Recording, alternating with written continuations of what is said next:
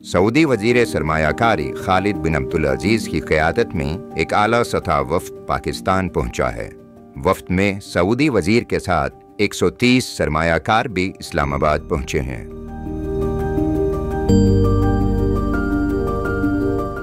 Saudi वफ़द में 50 से ज़ायद कंपनियां और 80 से ज़ायद बिजनेसमैन हैं।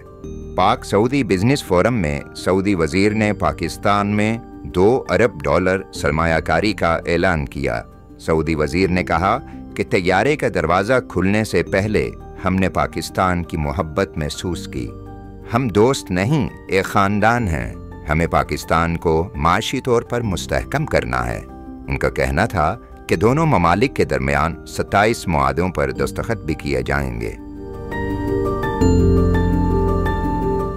सऊदी वफ़द ने पाकिस्तान के army chief general Syed Asim Munir से भी मुलाकात की।